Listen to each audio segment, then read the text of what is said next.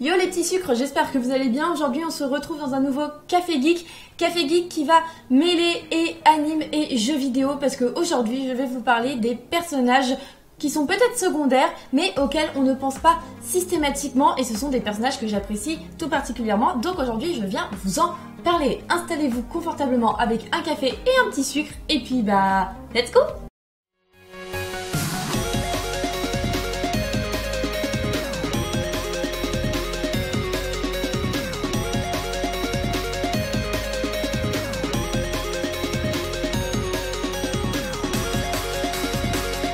Pour commencer, je vais vous parler d'un personnage qui m'a plu de par son côté relation avec le personnage principal, mais aussi son côté humoristique qui apporte une petite touche de piquant au jeu.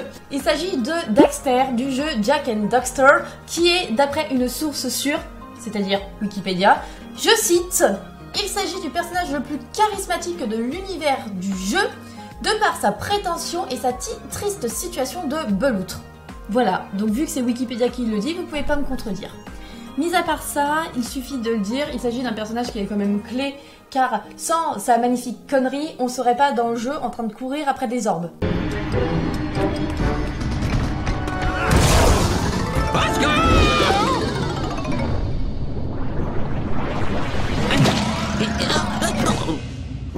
Mais ça pique! Je t'avais dit qu'on n'aurait pas dû venir, si tu m'avais écouté. Quoi?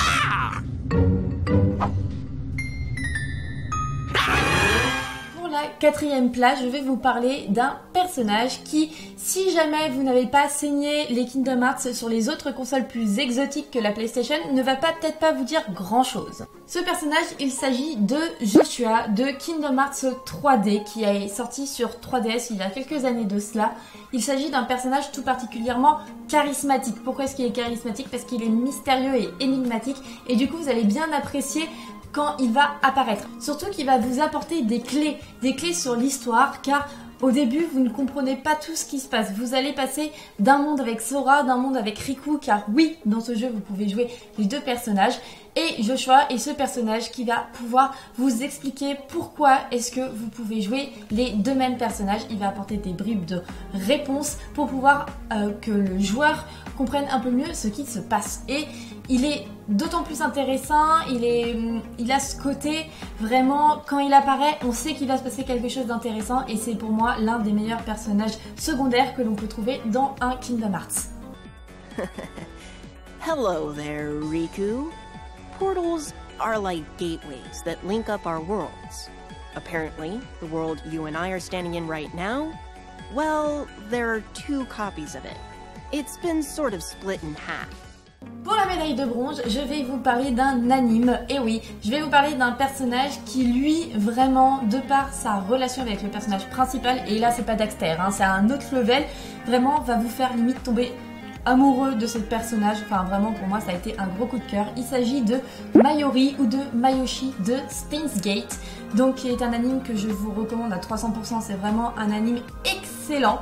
Je vais essayer de pas trop vous spoil, mais pour vous dire, c'est un personnage dont l'entourage est dans le domaine scientifique et elle n'y comprend pas grand chose et elle a un côté où on a l'impression qu'elle est quelque peu naïve, elle a un côté très enfantine, mais du coup on s'y attache d'autant plus et ce personnage-là, vraiment, vous allez vous rendre compte qu'il est important parce que sans lui, il ne se passerait pas certaines choses. Du coup, c'est une jeune fille auquel on s'attache très rapidement et auquel, en fait, va nous permettre de rentrer d'autant plus dans l'anime quand le personnage principal va devoir faire des choix assez plutôt cornéliens.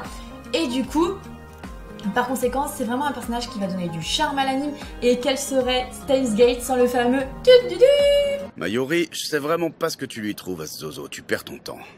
En fait, c'est que Mayoshi est l'otage officiel de Karine. Ben voyons. Allez, la médaille d'argent, elle est pour un personnage dont l'humour, et oui, vous allez vous remarquer, en fait, les personnages pour moi qui sont les meilleurs sont des personnages qui ont beaucoup d'humour et qui sont plutôt moqueurs, mais voilà, c'est pour ça qu'on les aime.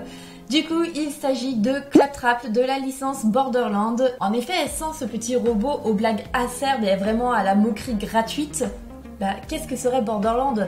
Franchement, c'est un personnage qui, en plus d'être drôle, d'apporter une plus-value au jeu qui est certaine, il est important parce qu'il va nous guider tout au long du jeu et c'est pour ça que j'apprécie d'autant plus ce personnage car ce n'est pas juste un personnage pour nous faire rire, c'est pas une chiffre-molle Daxter, vous voyez, c'est un personnage non jouable, mais mis à part voilà avoir été l'élément déclencheur du jeu, après bon à côté de ça il n'est pas plus important que ça, alors que Claptrap lui il est quand même important, c'est lui qui va vous guider tout du long de votre quête principale en plus de d'autres personnages.